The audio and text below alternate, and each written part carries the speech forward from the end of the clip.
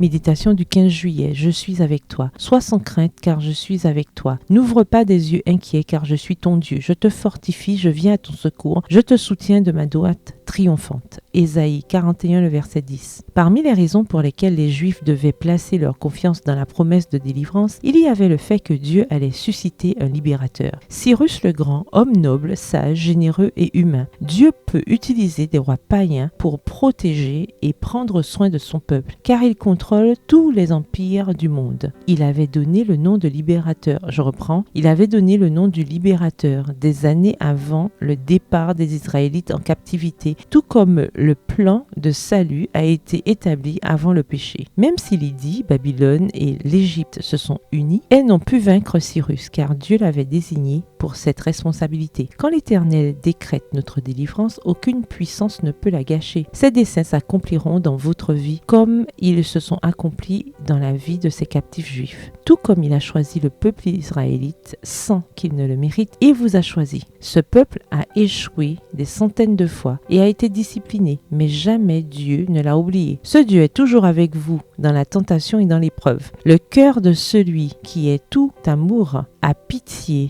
du faible, qui se sent incapable de se dégager des pièges de Satan. Avec une tendresse infinie, il lui offre de le fortifier afin qu'il vive pour lui. Si la peur frappe à la porte, ne l'invitez pas à entrer. Demandez à Jésus de s'en occuper. À l'époque d'Ésaïe, les raisons d'avoir peur étaient innombrables. Le royaume du Nord avait été complètement anéanti et il semblait que Juda ne pourrait pas survivre longtemps. Voilà pourquoi le livre d'Ésaïe contient si souvent l'expression « n'aie pas peur ». Jamais l'âme secouée par la tempête n'est plus aimée de lui que lorsqu'elle souffre de la réprobation pour l'amour de la vérité. Je l'aimerai, dit le Christ, et je me ferai connaître à lui. Quand pour l'amour de la vérité le croyant se présente à la barre des tribunaux de la terre, le Christ se tient à ses côtés. Quand il est confiné entre les murs d'une prison, il se manifeste à lui et réchauffe son cœur de son amour. Quand il subit la mort pour sa foi, il lui dit: ils peuvent détruire le corps, mais ils ne sauraient atteindre l'âme. Prenez courage, moi j'ai vaincu le monde. Jean 14, verset 21, voire Matthieu 10, verset 28, Jean 16, verset 33 et Ésaïe 41, verset 10. Il ne s'agit pas de qui vous êtes, mais de celui qui vous accompagne. Bonne journée, que l'Éternel vous bénisse.